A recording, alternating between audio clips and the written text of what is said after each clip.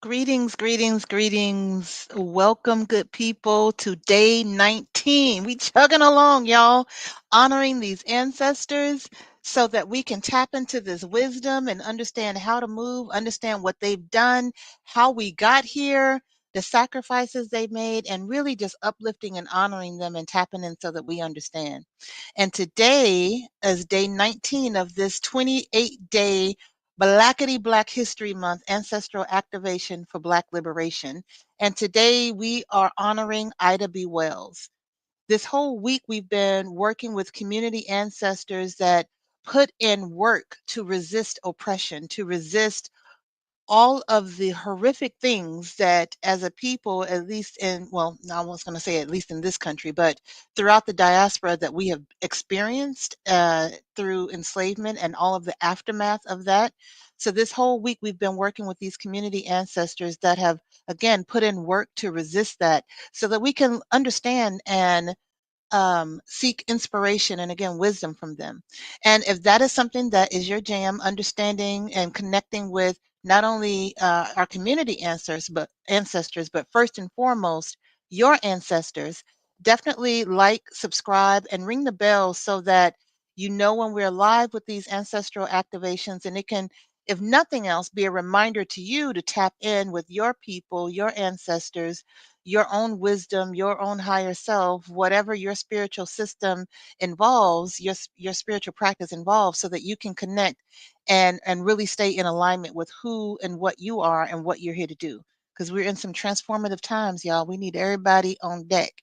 And so that bell can be your reminder, not only that we're live and you can jump on over here and join us, or that we're live and you can come back and watch the replay, but you can tap in right there wherever you are. Just take a few minutes, take some deep breaths, and just give gratitude for all of the sacrifices that have been made to get us here, because we truly stand on the shoulders of our ancestors. And so, who am I? I am Barbara Ohuninifa. I am an author, a coach, and a speaker. And I work with Black women to help us recognize that we are beautiful, remember that we are powerful, and to be love.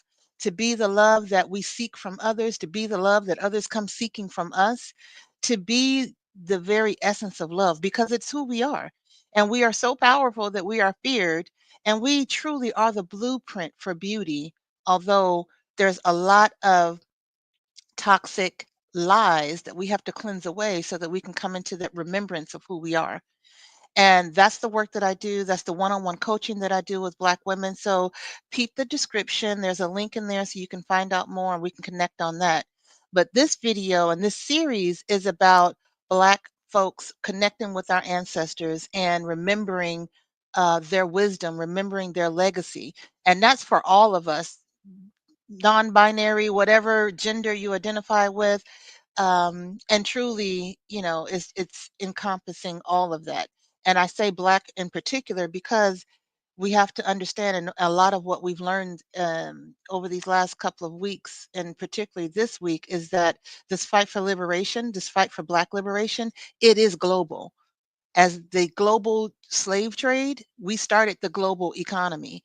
And our people were taken all over this planet. And we have to really look at that liberation in an international context, um, as well as all the way down to our local level. So it's complex, but we can do this, y'all. So part of this series is helping give us that insight on what was done before, because we don't have to recreate the wheel.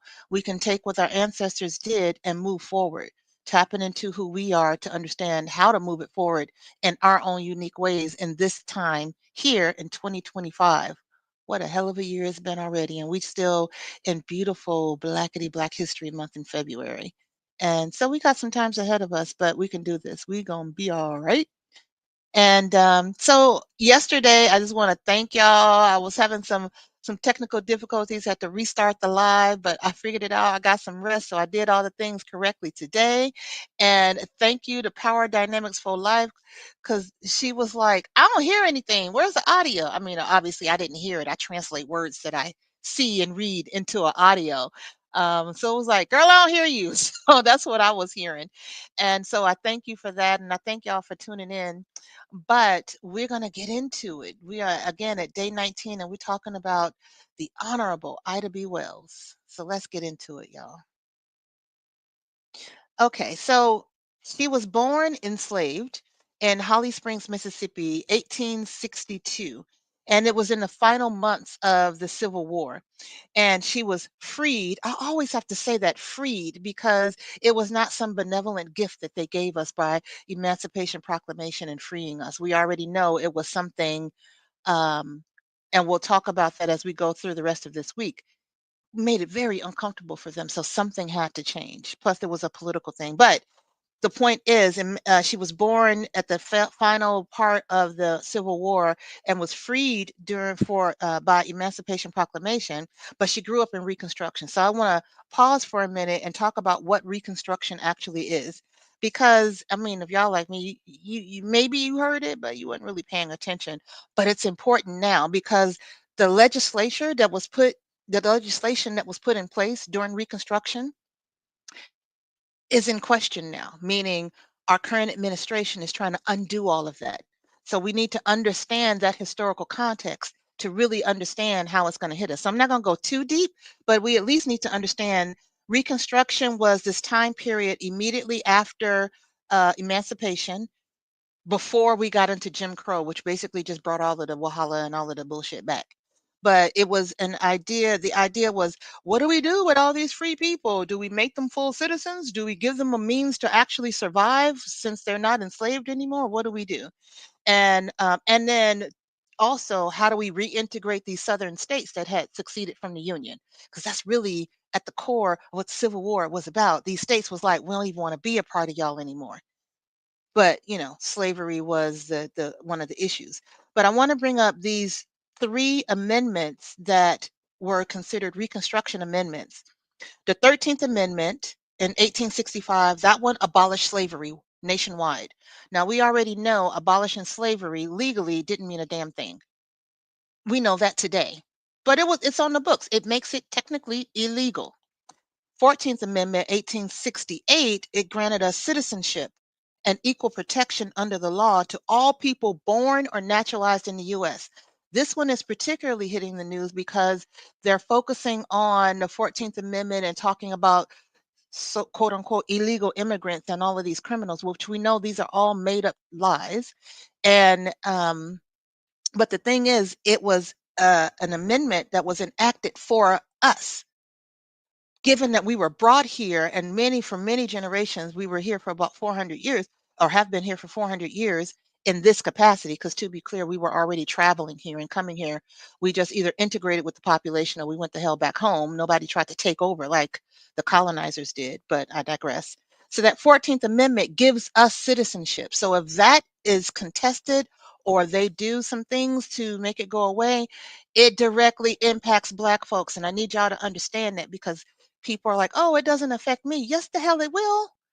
We don't even know all the ramifications of it. But to be clear, when you hear 14th Amendment, think that's your freedom. 13th Amendment, that's your freedom. And 15th Amendment gave Black men the right to vote, gave them the right to vote, even though all of the things that were happening and still happening deterred them from voting. And I'll have to dig into it a little bit more. It wasn't until 1920 that women with the 19th Amendment got the right to vote, but it really wasn't until the Voting Rights Act of 1965 that Black women got the right to vote. So I want you to understand that intersectionality, because even as we were making these gains as Black people, Black women were still the last to get it.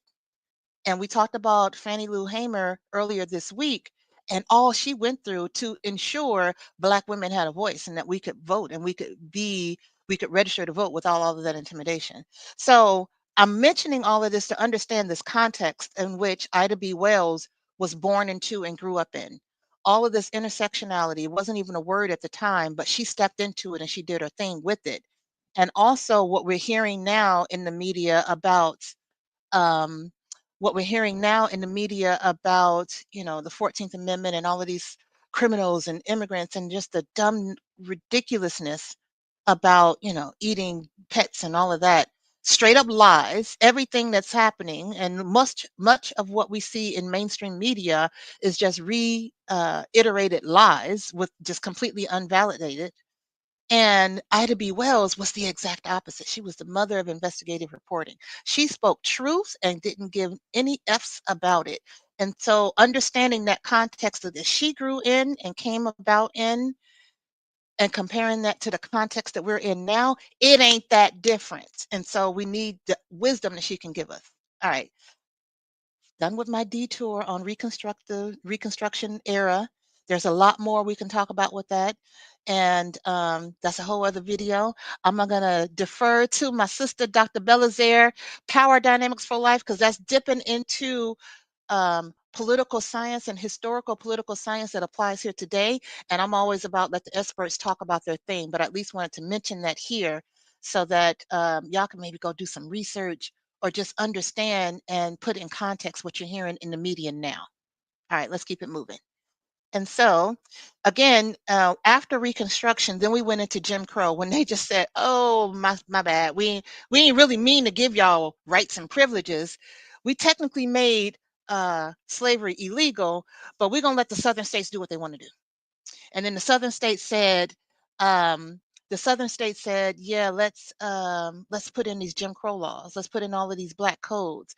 And it was also, let me rewind too, in 1865 when the Ku Klux Klan was first formed. So they immediately responded with all of the infrastructure, all of the things that they needed to suppress us, to continue the legacy of, I don't even want to use that word legacy, to continue the practice of enslaving human beings, of enslaving us by any means that they could, whether it was legal technically or not. Just like actually going to the continent and bringing back enslaved Africans was illegal, they just found other ways around that. They started breeding us here in the country and changed some laws to make it so that children born of an enslaved mother were also enslaved, because prior to that law, children took on the citizenship of their father.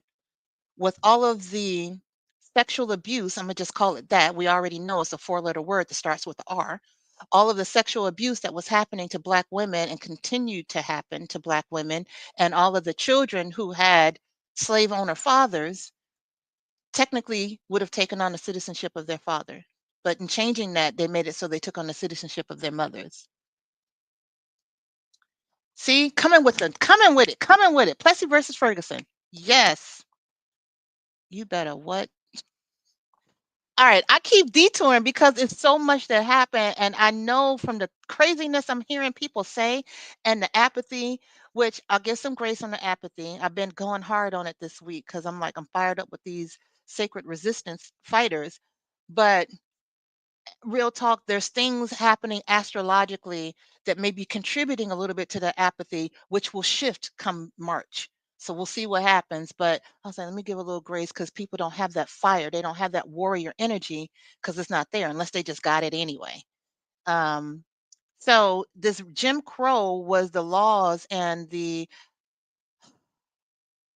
how you even call these things laws, but it was basically their way of confirming and continuing the white supremacists and being able to inflict that terror. But this also influenced her fight for justice. It influenced who she was and how she moved forward. And then at age 16, she lost both of her parents and her youngest sibling to yellow fever. Does that sound familiar? Not the yellow fever directly, but we just came out of this era. Are we even out of it? We just came out of the heightened awareness of the coronavirus, the pandemic. Now we got bird flu. So we have these things that are amplifying our need to find justice, to find balance. So a lot of things are happening. So when that happened, she had to start teaching school to support herself and the rest of her siblings. And that had an impact on her. Let me catch up with my notes. And we can talk about the disparity of pay between Black teachers and white teachers, but I mean, that's a given. That happens now still. And we could only imagine she was barely, if at all, getting paid, and there was no funding for it. Last week, we talked about, not during this time period, but in a later time period, Maggie. Wilson. And she actually, out of her own pocket in the state of Virginia, she started funding schools because there was very little public funding. And if for damn sure wasn't any funding for schools to educate Black children. So this is a woman who became wealthy and she just started funding it out of her own pocket. So that's why this entire series is important to understand how all of these different components work together. So in 1883, it was a pivotal moment when she was she had bought a first class train ticket in the ladies' car of the plane, of the train, and they wanted her to move, and she didn't move. I mean, this was like long before Rosa Parks and some of the other women who actually did similar things before Rosa Parks. They just, the movement in that time period chose Rosa Parks to be the face of it at the time. But Ida B. Wells is like, I bought my ticket, I'm not going. And so they literally physically forced her off the train and she sued. We'll talk a bit about that and as we go forward. But that deeply changed her. It was such injustice that it impacted her and continued to, feed into how she was going to be going forward in her resistance. And then the other part that sets the context for how did Ida B. Wells become who she became? In 1892, three of her really good friends, and we say their names, Thomas Moss, Calvin McDowell, and Henry Stewart, they were lynched. Why? Because their grocery store was successful and it was challenging the white business nearby, and they were mad about it. Like the pettiness, not unlike Black Wall Street.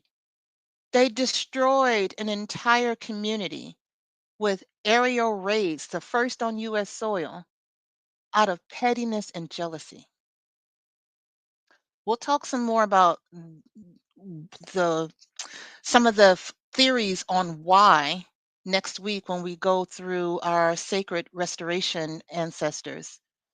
There's some philosophies on something with the melanin, and it really is a deeper, more pervasive sense of jealousy. But I digress. These are the things that happened. She was born into, she experienced, and the trauma she experienced, and losing people that she loved, and being oppressed herself, that all fueled her resistance, that fueled who she was and why she was dedicated to justice. So let's talk about what she did was around the journalism, like fearless, relentless truth. And again, I mentioned that at the beginning around the straight up lies that are happening in the media now. Like journalism, like my undergrad degree is in mass media arts with a concentration in public relations, which is, a sister degree to journalism. So we had to take journalism classes. We had to understand and study journalism. I don't even understand how people can call themselves journalists with what they're doing now. It's so far from what journalism actually is supposed to be. But this woman, Ida B. Wells, was the originator of true investigative journalism because she didn't just talk about what was going on, she documented the things. So let's talk about it. Investigative journalism, and she exposed a brutal reality. So she used journalism as a weapon of resistance. She wrote detailed accounts that told the truth about what was happening in terms of the lynchings. Most of all, the false claims that Black men were getting lynched because they were raping white women. We touched a little bit on that topic. Now, the three little boys that we mentioned in Robert F. Williams' video when we started this ancestral sacred resistance ancestors week, there was two little boys who got arrested, detained, beat, threatened. Whole families got destroyed. A 9-year-old and a 7-year-old boy because a white girl kissed him on the cheek. And for the rest of their lives into adulthood, they were um, stigmatized as having raped a white girl, and they didn't even know what that was. But my point is, the lies around Black men and white women have just been the a foundational reason that they would do these lynchings. And Ida B. Wells exposed it all as a lie. And let me be clear. So this Southern Horrors, Lynch Law in all its phases, it was a pamphlet that she created that talked about these lies. It said that lynchings were driven by economic jealousy, which we've already seen that, and it continued. It was driven by consensual interracial relationships. So while either the white women were claiming to be raped after the fact, or it was just they never even claimed it. They was just, getting a swerve on. But when it was discovered, it was the black man that lost his life with the lynchings. And overall, attempts to suppress Black political and economic power or progress. She called it out in this pamphlet. This is the cover of it, and then continued to do so. And one key thing that makes her so fearless and badass, she named names. People that were doing the lynching, people that were in the interracial relationships, she truly named names. And as you can see, the pamphlet had her face and her name on it. So she wasn't trying to hide who she was. She was calling it all out, up and above board, all out in the open. That's power and that's fearlessness. And then she owned and edited the Memphis Free Speech newspaper. And that's where she continued to do that work of calling out the injustices, calling out the lynchings that were happening. And like I said, that her three friends getting lynched, it really fueled her and made her want to, it made her go deeper into her anti lynching activism. And this paper reported on all of that. And again, she was a co-founder and editor of the newspaper. But of course, when as she continued to do this, a white mob destroyed the office, destroyed the printing press, and she had to leave Memphis, where she eventually, well, not eventually, she went to Chicago to basically save her own life. She had to exile, but she ain't stopped. Can't stop, won't stop. They destroyed it, but they didn't destroy her. And then again, going back to that railroad incident when they booted her off the first class car, even though she had her ticket, she sued them. Just like Tupac, we talked about him a couple of days ago in the Tupac Kwame Ture video. He sued the Oakland police because they basically stopped him for jaywalking and beat him and, treated him like a horrible criminal that had done all these things and ultimately didn't even charge him with anything. He sued, which was groundbreaking at the time. Nobody was actually suing the police. They were just, we just we're enduring it. And he had, got a little bit of money. I think he sued him for like $10 million. It made it very public. And, I think he settled out of court for some less than 50,000. But it was the point that he did it. It was the point that he said, I'm going to use y'all legal system and make y'all pay and hit you where it hurts and hit you in what matters to you, which is your capitalist dollars. But she did the same thing a century before, a century earlier, and won. Now, because this whole system is complicit in supporting white supremacy, the Supreme Court, the Tennessee Supreme Court, reversed it, reversed that ruling. So initially she won, I think she got like $500, which is not a little bit of money back then. And then the Supreme Court reversed it. I'm assuming she had to give the money back. I didn't see that level of detail in the research that I did. But the fact that she did that, again, groundbreaking. And then they ran her up out of Memphis. She went to Chicago. She did her thing. And then she took her anti-lynching activism globally. She toured and did speaking engagements in Britain and around Europe. And she made this anti-lynching movement global. She made it international. And you'll see a lot of these resistance fighters, they took the fight, they found comrades, they found allies outside of the United States. Because at the time, and even now, United States is all over the world doing its thing, promoting whatever it wants to claim it's promoting, and yet things are happening here. And we see that these resistance fighters, whether they were in the 50s, 60s, or all the way to the early 1900s or late 1800s, they were taking this global.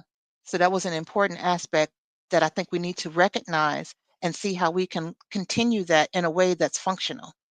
I don't know about this voting, protesting with your vote thing, but it ain't my area. I'm gonna keep it moving. So then what was the strategies that actually made her resistance effective? One, she redefined journalism as a tool for activism. Just like now, current people have redefined journalism as pure propaganda. It's like if propaganda and public relations was over here and journalism was supposed to be over here, they've just merged them and made them all the same. Whereas people can't tell the difference. There used to be an ethical line between them. There is not now. But she used journalism as a tool of activism to speak the truth, the whole truth, calling names. I think that was just so badass. And then again, expanding that resistance beyond the US and made it global. And she challenged sexism within this freedom struggle. We talked a little bit about that with Mama Fannie Lou, that there was this, as we were fighting for Black liberation, there still was this pervasive sexism. So Black women were still just getting, all of the angles of it, all of the brunt of both types of isms in that. But she fought against that. She took this intersectional approach. She linked racism and sexism and class oppression together in a lot of the advocating that she did. And she criticized the white suffragist movement because, as I mentioned briefly, didn't really go into it. I'm not going to go too far into it today. That we only heard about like the Susan B. Anthony's and all of the white women that were fighting for women's rights or women's right to vote. Um, but Ida B. Wells, she refused to march for women's suffrage in a segregated march. She's like, I'm not doing that. So she started she brought it. She started the whole intersectional approach before it was a term, before it was a word. And then she was building coalitions. She was one of the co-founders of the NAACP, which is minimized now. Eventually, after founding it, they just had different points of view and she distanced herself. But she was one of the co-founders, bringing people together and um, and having their activism against slavery and or lynching, because by this time slavery was abolished, but wasn't really. But, these are all of the things that combined that made the work that she did powerful, that made the strategies work. And I want to clarify strategies, because everyone that we've been talking about, they had a intellectual capacity to develop strategy, to look forward, to use their critical thinking, critical analysis, and intuition, and develop multi-pronged approaches to achieve the end result that they wanted to achieve. It wasn't fully emotion based, meaning that they just ran off of emotion and were reactive. They had a planned approach to achieve the ends that they wanted to achieve. And Ida B. Wells was the same as well. She had a strategy around how she did things. She knew where her lane was. Her lane was writing. Her lane was investigative reporting. Her lane was journalism. Her lane was getting the truth out, and she did it very well. So let's keep it moving. So how did she stay focused? Um how did she get the inner strength and courage to keep it moving? Well, she believed that truth telling was sacred. And a lot like some of the others that we've talked about this week, her faith was important. And she felt like what she was doing was a part of her own divine mission, like telling the truth and going for justice, expanding justice, seeking justice was a divine mission. And there was power in having knowledge and exposing the truth. And part of what she felt like her mission was to expose the truth so people actually knew what was going on, and then they could make an informed decision because they knew the truth. Without the truth, you're just making decisions and taking action either off of emotion or truly off of lies. So that was important to her and that fueled her. The other thing that go ahead and build. Okay. Again, going back to the faith, she was raised in a very devout family, and her activism aligned with the Christian values of justice and righteousness. So she rejected this idea of we're going to be thankful, or how white Southerners were using the Bible or Christianity to um, to justify slavery. She rejected that, and she's like, "What I'm seeing in this Bible, what I've learned in my Christianity, is that justice and righteousness is of God. And so what y'all are doing is not of God." So she felt convicted in that, and that helped to fuel her. And the biblical themes of deliverance and justice was something that she spoke about as well. Now, fighting for the dignity of Black lives, for her, it was a spiritual mission. And then she had this commitment to community and this collective liberation. And as we, those lynchings, the lynchings of her close friends, those close three friends who, again, were just living their Black lives, thriving, had a successful grocery store that the white people in the area were jealous about. All of these things and her personal losses, they became a source of her strength. So that commitment to her community, to her people, to her friends, to her family carried her forward. And she knew she was doing something that was going to matter for generations to come. And the idea of love and self-worth and then community, family, and partnership. So let's talk about that for a second. She never internalized the racism and the sexism that was coming after her, coming for her, that she was surrounded by. She knew who she was and she stood in that. Every image that you see of this woman, the dignity that she was never downtrodden or beaten down by what she was receiving, the threats on her life, all of the intimidation. None of that actually impacted her in that same way. And and there's a level of self-love in there as well. And again, when you see how she moved and carried herself, you couldn't do the things that she did if she didn't have love for herself that extended out to other people and to her community and her family. Now, she went through most of her life, or most of this part of the activism, feeling like she was not going to be the marrying kind because, I mean, hell, even now, if you marry, there's this expectation that, especially as an activist, if you were to get married, all your activism would end. And then your only role and focus is on family and your husband and supporting him. And she knew she wasn't going to do that, but she found the right one, or the right one found her. And she married, what was his name? Ferdinand? Yeah, Ferdinand Barnett. Now, he was a respected lawyer and editor. Now, I'm not going to go too much in detail, but I wanted to understand what was so unique about their relationship. And the thing is, he supported her in continuing her activism. He was a lawyer and an editor, and she was a journalist and an editor, and they did their work together. He encouraged her to continue to go out and speak and to hit the road and do what she was doing, and he continued to do what he was doing. But together, they worked as a power couple, a power activism couple, and doing what they continue to do. So he didn't hold her back, he supported her. He had very progressive thinking for that time. And as you can see in this picture, she had children and continued to she raised her children, and she didn't stop speaking and writing and doing the things throughout having them, even when they were young.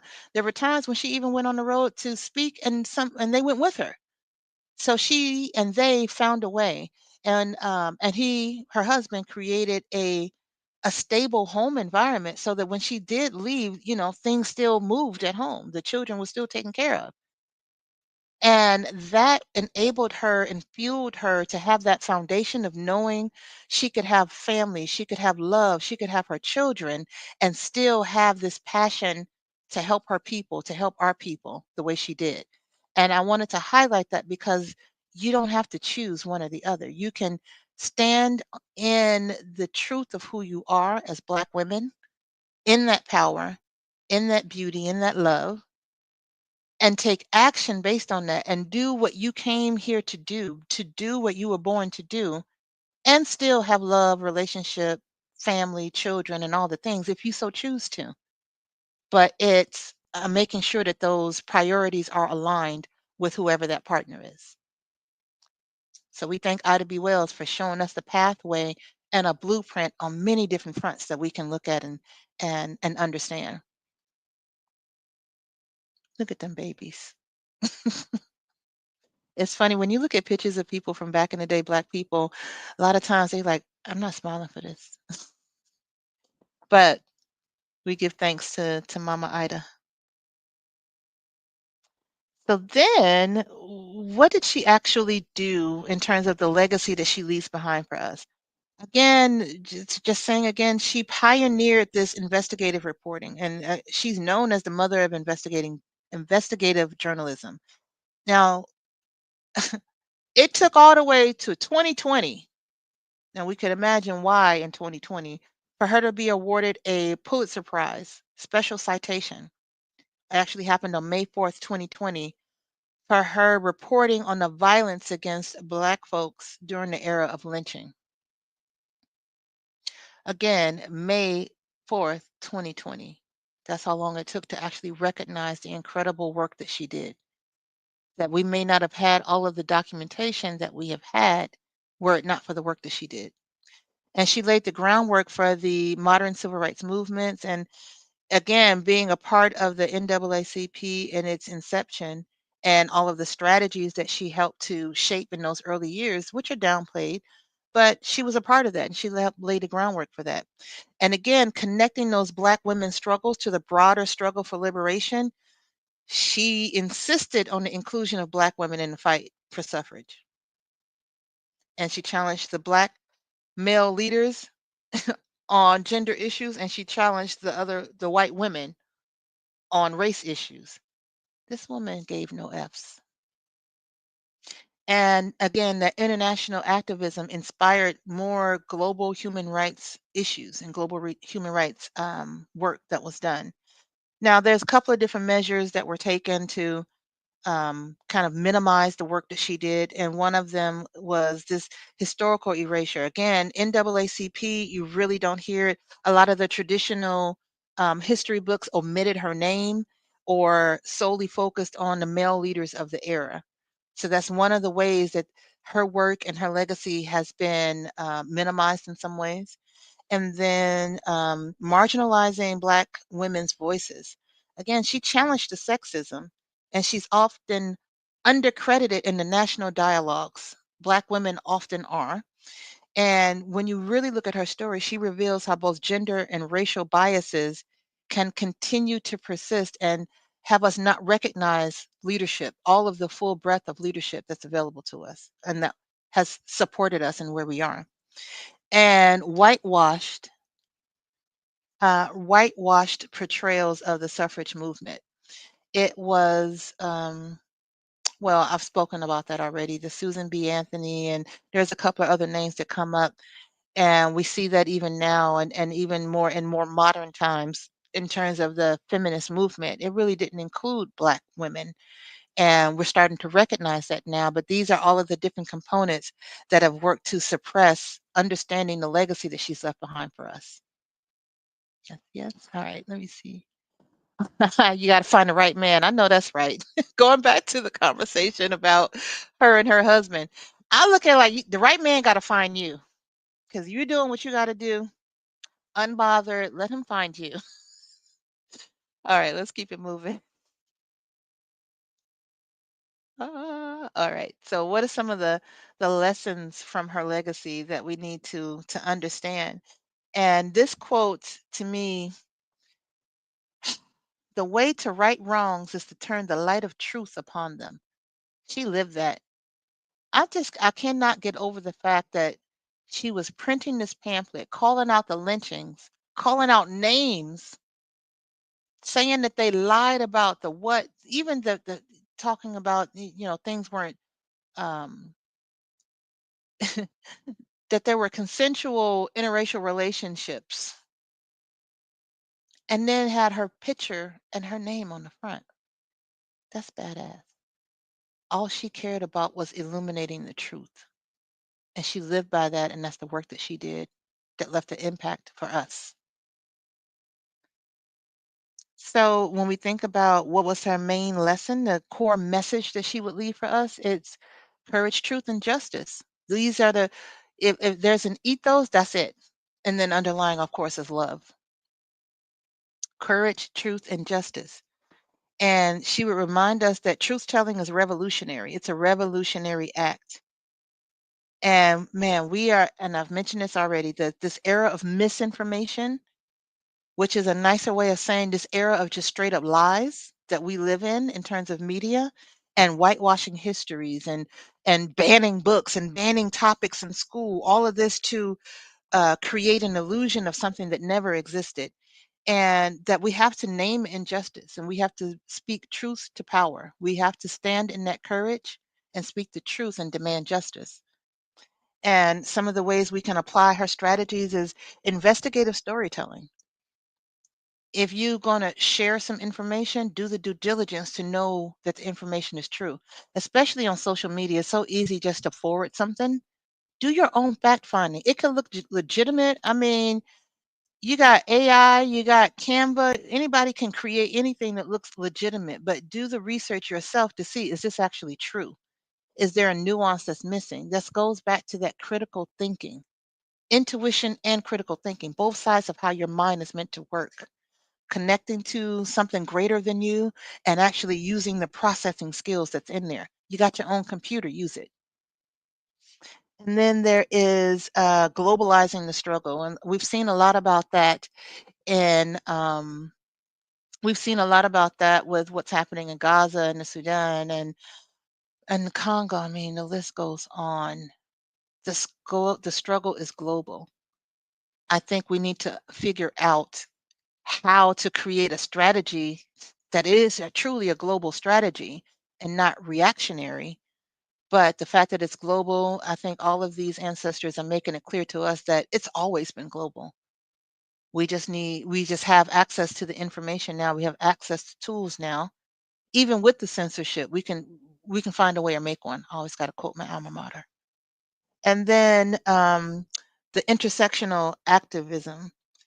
I think if I were to give a critique, and I don't think I would be alone in this, as I look at all of these different stages of civil rights activism and the fight for our liberation that has taken place since before the end of slavery, because that's part of what we'll talk about tomorrow. The activism and the fight against this and the fight for our liberation started before the civil rights, the Civil War actually even started. But this fight, the thing that's been missing at every stage of it, whether it was then Reconstruction, Jim Crow, civil rights era, even through to today, is the intersectionality of it and looking at centering Black women's voices, our leadership, because that is what has been missing. And in its time, if we're going to have a really solid, clear, holistic approach and strategy to get where we need to create a world that our great grandkids can actually live and thrive in, we need to look holistically and um, and let go of the sexism because it's not our culture. It's as a result of colonization that sexism has penetrated our culture. But before colonization, it was not our culture. And we need to get back to that. We'll talk a little bit more about that next week in Sacred Restoration. So the wisdom she has for us is truth telling is a sacred revolutionary act. Let that sink in for a moment. And as she said, the way to right wrongs is to turn the light of truth on them.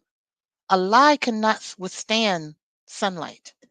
It cannot withstand being scrutinized, being dissected, being analyzed. It's a sacred revolutionary act to speak your truth and the truth of our ancestors, the truth of what they actually experienced. So, how can we apply that today? Demand accountability from institutions. Just like she held the US accountable for racial terror, she held that railroad accountable for booting her off the train, even though she was a paying passenger. We got to hold our quote unquote elected, because we know we question whether people were actually elected or if they had friends in high places with lots of money and technological control that actually just placed them there. But we got to hold them accountable. We got to hold all levels and branches of the government and our judicial system accountable, and push for reform. And corporate responsibility, we got to make them accountable as well. There's a lot of talk about different um, forms of boycott and protest, doing certain things on certain days. I know the big one that's coming up is February 28th. And then I think that's the first one. And then there's of no spending on that day whatsoever in any capacity. So get with that, put it on your calendar. If you got to get something, get it the day before or the day after. Don't buy nothing that day. But there is, a series of things coming up in terms of boycotting and voting with our dollars. And that's part of demanding accountability, just like Mama Ida and Tupac showed us, hitting them where they hurt, suing them, getting that money. That's the thing that makes them pay attention. It's the only reason why Target has semi said, okay, maybe we need to think about that again because it affected their stock price. It affected their revenue. and the shareholders got upset about it. But it's too late now. You showed your hand. We already know what's up. Again, hold folks accountable. The other thing we can do is to document and archive the injustice. We already know they are disseminating misinformation, disinformation, lies, all the things.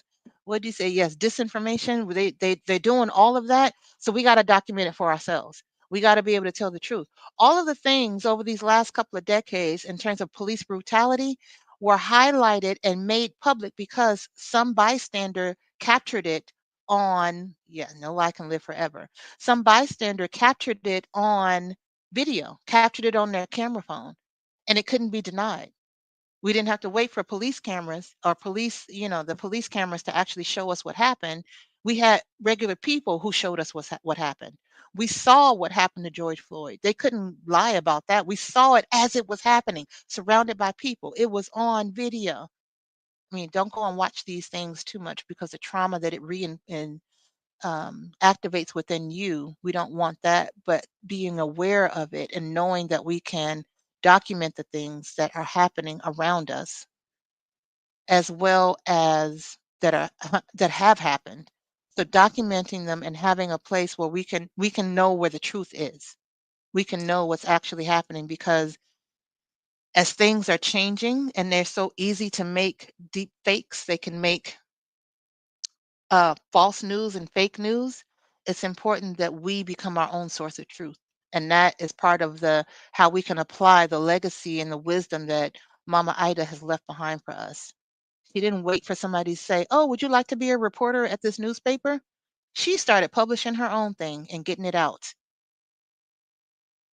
And then the other thing we can do is protect Black women's voices, protect them, amplify them, honor them. Goddamn, just listen to them. The 92% that knew what the assignment was in November, we all sitting back like now, told you. That's what we were saying. That's what we was trying to warn you about. Every single thing that people boohooing about on social media now that they didn't think that things were going to affect them the way that it affected them, or who were so apathetic that they didn't even show up to vote whatsoever, or voted in protest because of things happening in Gaza, which I feel and understand. I just don't know if that was the best strategy. All of the things that the 92% was telling them are now coming to pass. Listen to Black women the first time and center their voices. You want to come up with strategies, you want to do something that actually is beneficial for our people in the long run. Listen to a Black woman, involve them, give them equal, if not higher leadership roles. Involve Black women. So that is what we have today. Let me go back. And I keep not mentioning this at the beginning, but I really do have the meditation for us today. Is I'll have it posted later on this evening. This is Wednesday, February 19th. So I'll have it posted this evening. And what that is, so each of the following days of prior to this week, we've been doing a meditation and some guided work to connect with and integrate the wisdom from the ancestors that we talked about. This week, because resistance is such a multi-pronged, multi-dimensional thing, aspect of our overall walk towards liberation or reclaiming or claiming. No, we were liberated at one point. Reclaiming liberation is so personal and it's so multifaceted. I wanted one meditation that could be a little bit more extended that can take into account all of the wisdom from all of the ancestors that we've been working with. And so that will be posted later on today, and it'll give you a time to really tap into that wisdom and to tap into yourself and to ground yourself, because the whole idea of resistance can be, and I'm doing this because that's kind of how the energy will work, right? And it can be very hot, and we want you to think about how you can resist in a very grounded and calm way that is responsive, not reactive. So I want you to be able to take some time with that, to take some time with that meditation. and really, ground yourself within that. And so that'll be out later this evening. And so we have two more Sacred Resistance. The next 2 days, the next two videos are actually groups of ancestors. Tomorrow we'll talk about three ancestors that made history for us, leading revolts, leading uprisings here on US soil, here in the US, that were critical in making it challenging to continue the practice of slavery in its form that it was in. It struck fear across the South that forced a change. And then we'll talk about what inspired them. So the three that we'll talk about tomorrow, after that, the next day, we'll talk about what inspired them. And what inspired them was the Haitian Revolution. So we'll talk about a couple of the people from there, and we'll also talk about the guerrilla warfare that was taking place before the Haitian Revolution in terms of timeline in Jamaica. So that Caribbean fire, we thank them because that inspired the folks here in the U.S. to revolt before slavery, before the Civil War. Those revolts were planned, and we had leaders for that. So those are how we're going to spend the last 2 days of sacred resistance. And so you can understand why this meditation needs to be a calming one. I'm gonna get it out tonight before we get into what was really fiery type of energy, but that was necessary to push us forward. And then we'll go into restoration, which will be an interesting week of understanding how we can heal from all of this that we've been through as a people. It's not a quick fix, but we have some ancestors that have left blueprints for us, that have left a way to think about this for us, that have left frameworks for us to leverage in our own lives and to leverage collectively to help us forward. So I hope to see y'all there. Holler at me if you are a Black woman or femme thinking about some one-on-one coaching to help you remember who the fuck you are, because that's what I'm about. That's what I'm doing. That's what I do. Um, Holler at me if you want to understand more about what's coming. But either way, in the meantime, oh, let's take some deep breaths because I'm hyped up and I always got to calm it down before I get off of here. Whew. Let's take a deep breath, some deep breaths. You're going to inhale love, hold, and then exhale fear. Let's go. Inhale through your nose and exhale fear.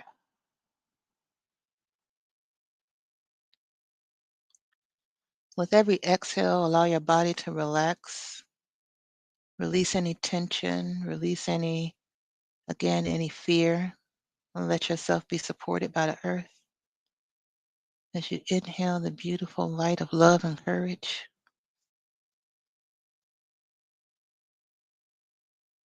and exhale through your mouth. And we'll do another inhaling insights and inspiration for action,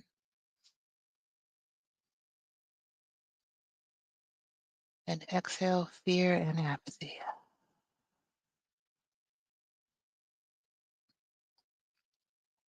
There we go. That's better. All right, y'all. Thank you for rocking with me. Thank you for being here. Thank you for being on this planet at this time because we need you. We truly need you, and we need every bit of the beautiful gifts and talents that you have to bring. And in the meantime, take good care of you because we need you and you need you. Peace.